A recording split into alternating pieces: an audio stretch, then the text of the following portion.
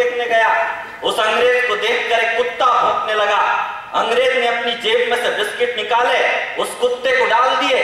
कुत्ते ने भौंकना बंद कर दिया और वो कुत्ता उस अंग्रेज के तलवे चाटने लग गया। अंग्रेज चिड़ियाघर के अंदर गया तो एक शेर उस अंग्रेज को देखकर दहाड़ने लगा। अंग्रेज ने वैसा ही किया, अपनी जेब में से बिस्किट निकाले, उस शेर को डाल दिए, लेकिन शेर ने वे बिस्किट नहीं खाए क्योंकि मजबूरी थी उस शेर की कि उसके गले में जंजीर बंधी हुई थी। तब सिगरेट का कश खींचते हुए उस अंग्रेज ने टिप्पणी की कि इंडिया एक ऐसा मुल्क है जहां तलवे चाटने वाले कुत्ते बाजार में घूमते हैं और दहाड़ने वाले नरेंद्र मोदी जैसे शेरों के गले में जंजीरें जाती है।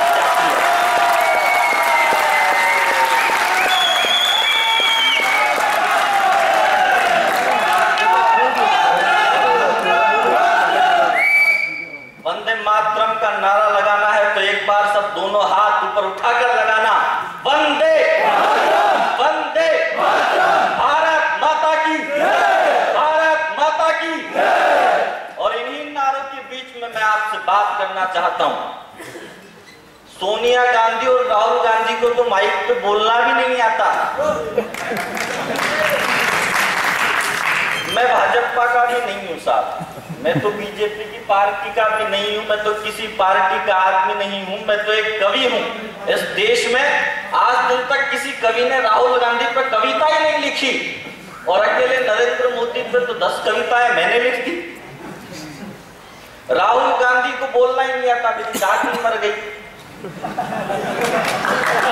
मेरी मां मर गई, बाप माँ का भी नंबर आ ही जाएगा।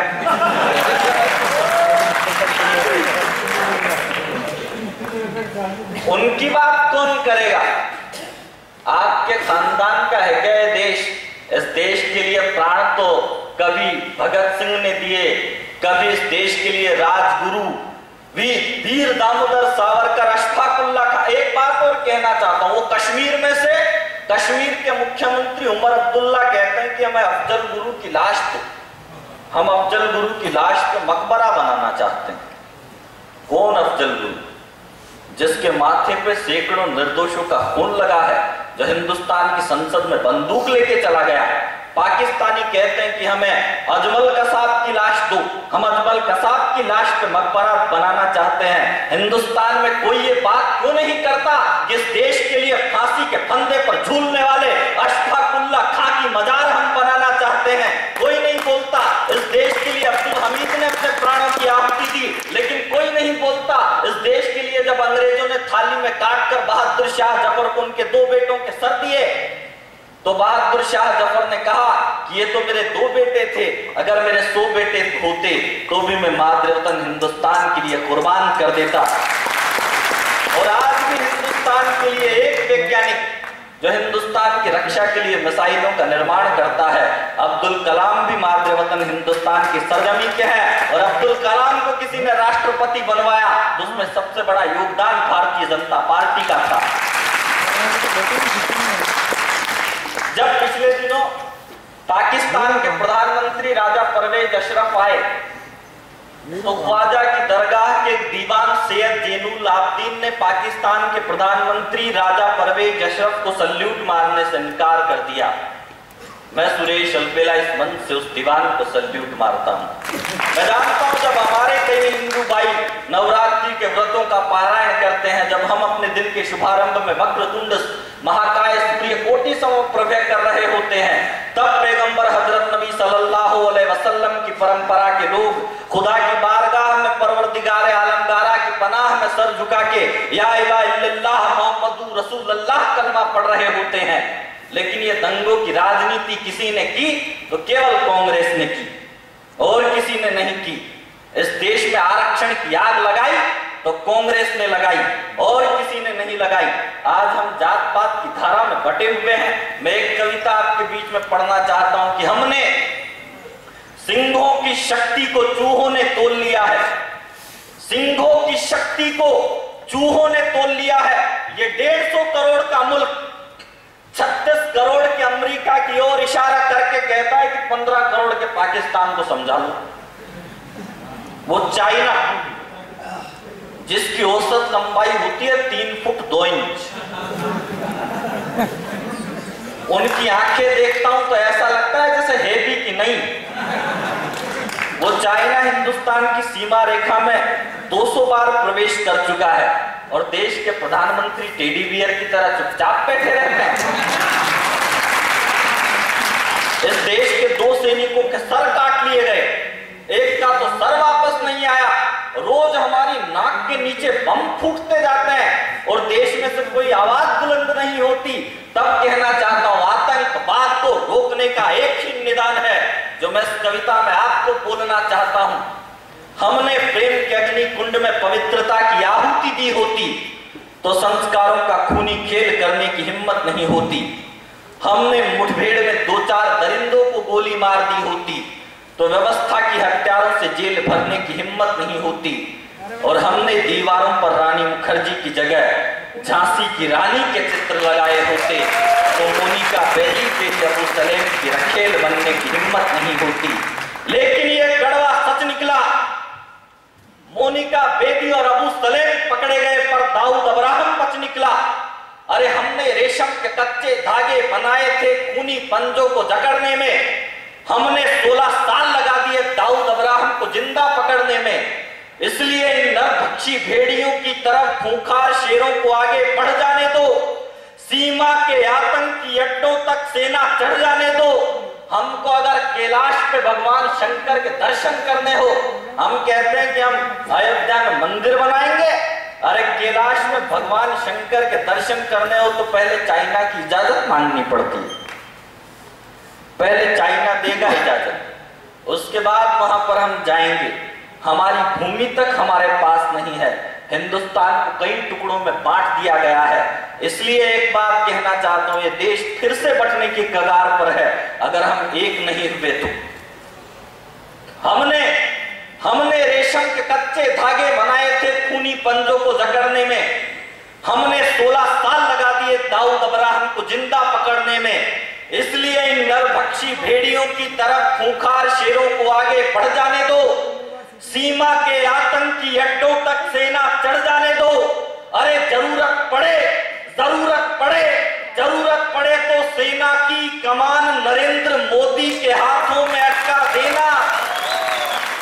और तालियां आपकी अब उठें, लगे आपको कि 100 करोड़ का हिंदुस्तान ये 150 करोड़ की आबादी का मुल्क वही भाषा बोलना चाहता है, तो आप सब मुझे दोनों हाथ ऊपर उठाकर तालियों की गड़गड़ाहट के साथ बताना, अरे हमने रेशम के कच्चे धागे बनाए थे खूनी पंजों को जकड़ने में, हमने 16 साल लगा दिए दाऊद अब्राहम को जिंदा पकड़ने में। इसलिए इन नरभक्षी भेड़ियों की तरफ खूंखार शेरों को आगे बढ़ जाने दो, सीमा के आतंकी अड्डों तक सेना चढ़ जाने दो। अरे जरूरत पड़े तो सेना की कमान नरेंद्र मोदी के हाथों में अटका देना। और 24 घंटे बाद दाऊद अब्राहम जिंदा बच जाए तो बदले में मुझे फांसी पर लटका देना।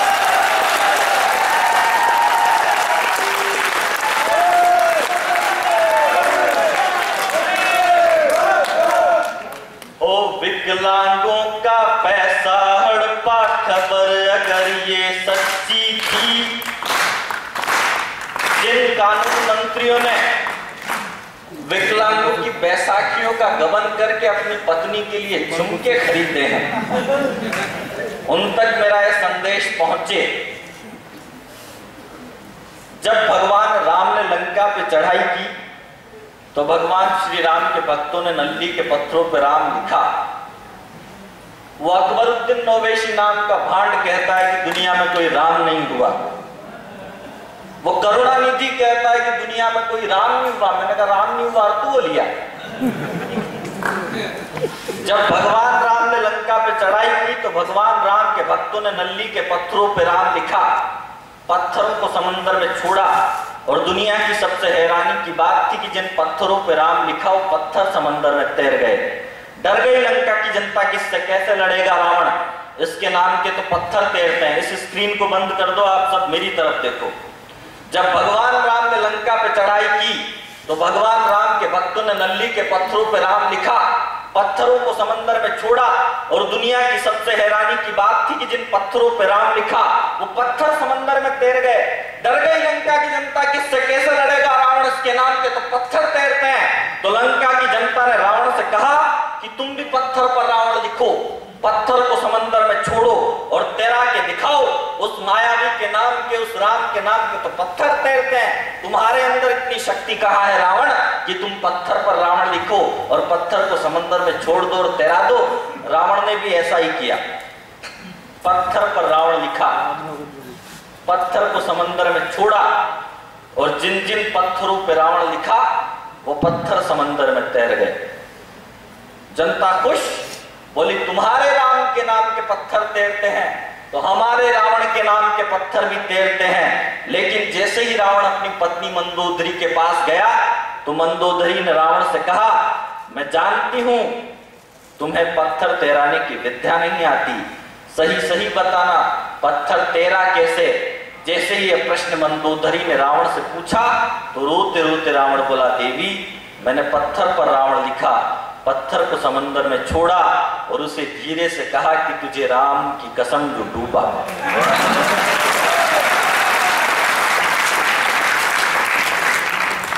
अब वो करुणानिधि कहता है कि दुनिया में कोई राम नहीं हुआ। जयंत इंद्र के बेटे का नाम हुआ जयंत। जयंत ने सीता माता के चरणों में चोंच मारी तो सीता माता के चरणों से खून बहने लग गया। ये दृश्य भगवान राम ने देखा। भगवान राम धनुष लेके जयंत के पीछे दौड़े तो जयंत अपने पिता इंद्र के पास गया और इंद्र से बोला कि भगवान राम मुझे मारने पर तुले हुए हैं, पिताजी मेरी रक्षा करो। तो इंद्र बोले कि तूने सृष्टि के रचयिता से दुश्मनी ले ली, मैं तुझे नहीं बचा सकता जयंत। तू एक काम कर, भगवान राम के चरणों में गिर जा, भगवान राम तुझे माफ कर देंगे। तो जयंत भगवान राम के चरणों में गिरा। भगवान राम ने जयंत से कहा कि मैं ईश्वर होने के नाते तुझे माफ कर सकता हूं, लेकिन एक पति होने के नाते मैं तुझे माफ नहीं कर सकता। भगवान राम ने अपना धनुष उठाया, उस जयंत कौवे की आंख में चलाया, जयंत कौवा काना हो गया। उस दिन से आज दिन तक दुनिया में कौवा काना है। अब कौवा काना क्या जाने भगवान राम क्या है और क्या नहीं है। और गलती से तमिलनाडु का मुख्यमंत्री करुणानिधि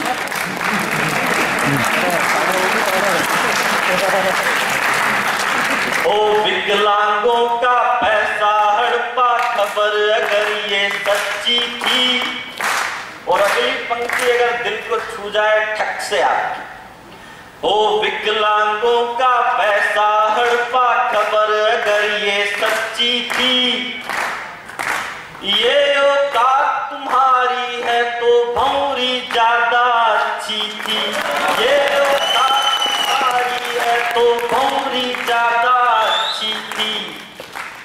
जिनको कुर्सी पर होना था वे तो खाली बैठे हैं, लाल बत्तियों की कारों में चोर मवाली बैठे हैं, लाल बत्तियों की कारों में चोर मवाली बैठे हैं। एक जंग लड़नी होगी दिल्ली के ठेकेदारों से, संभव है तो देश बचा लो भारत के गद्दारों से, संभव है तो देश बचा लो भारत के गद्दारों से, संभव है तो देश बचा। एक पीड़ा गाना चाहता हूं मैं। इस देश में 7,000 स्कूल है राजीव गांधी के नाम की, न जाने कितनी योजनाएं इंदिरा गांधी के नाम की है, न जाने कितने भवन है जवाहरलाल नेहरू के नाम की। हमें कोई शिकायत नहीं है, हर नोट पे गांधी जी का चित्र छपता है, कोई दिक्कत नहीं, छपना चाहिए। हमारे राष्ट्रपिता थे, देश के लिए आजादी की लड़ाई उन्होंने लड़ी, छपना चाहिए।